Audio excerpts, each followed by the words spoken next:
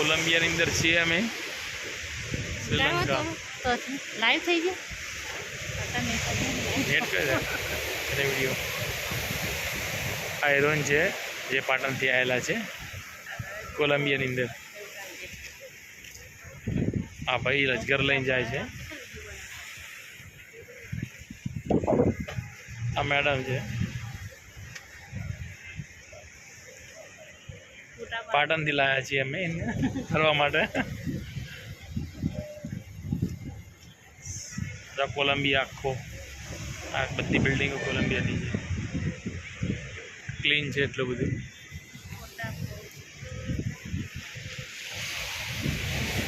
જો આમ દરિયા કિનારો છે આ દરિયા કિનારો છે બધો દરિયા કિનારો ટોટલી બહુ ઠંડુ વાતાવરણ છે એકદમ ઠંડુ